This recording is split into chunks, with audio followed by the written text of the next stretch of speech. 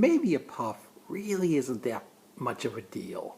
Maybe you've been reading my material or looking at the videos, and I keep talking about how one puff can put you back, and how addictive a puff is, and maybe you think somehow, I'm kind of exaggerating this. A puff really can't be that big of a deal, and maybe that concept is kind of annoying at you. You really want to know it. It's just like, gosh, this just seems like so incredible how that could actually happen, and it just doesn't seem feasible. Well, I have a suggestion. If this really is something that's gnawed at you for a while now, and you're thinking, maybe you need to somehow, test the theory. I've got two ways you can do that. One, you can just take a puff. That one, you need to understand there's certain consequences go with it. The big one is you might find that, gosh, I was right, and it does exactly what I say it's going to do. It's going to turn you into a smoker again.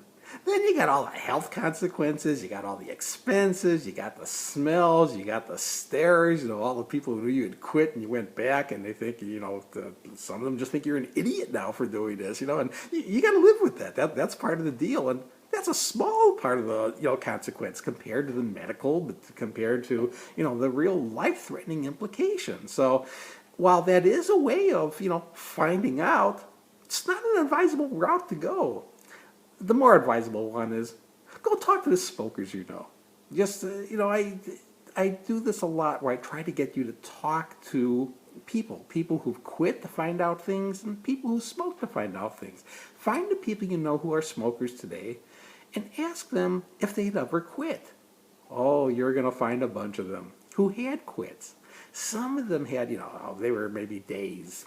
Many of them, though, probably had weeks and months, and it's not really hard to find people who've been off at one time for years and decades who are smokers again. And you're going to see something if you start to press them for, information about what occurred. A whole bunch of them had that same sort of thought. Not from, hearing my material. They never heard of me. But just from thinking like maybe they were different. Maybe they, one puff wasn't that big of a deal. In fact, maybe they never even heard that one puff was a big deal. In fact, that's going to be a big one. That's going to account for a lot of those people. They didn't hear it. They didn't know it. So they didn't realize there was any implication. And they may now very well be smoking for years and decades after that little episode. They may now have problems, significant, that they didn't have at the time they quit the first time, that now developed in the interim smoking time period. You're going to find consequences that they are facing. And you'll often hear these people talk remorsefully about that day when they went back to smoking. If they recognize what that day ended up eventually costing them. Again, if they do the financial calculation, it costs them a small fortune. But if they are having medical implications, they have the social implications, they have, the consequences which all smokers have. Again, they smell like cigarettes. They're in withdrawal, all the places they can't smoke. And when you consider the number of places where people can't smoke, they're in withdrawal in a lot of places. And again, just the isolation that they can feel because they're one of the few smokers that they know left. That's common in many social circles now. There's so many problems that go along with being a smoker. You will hear these people often say the right stuff. You get them at a good moment. You'll hear them say, boy, it's terrible. I really regret it.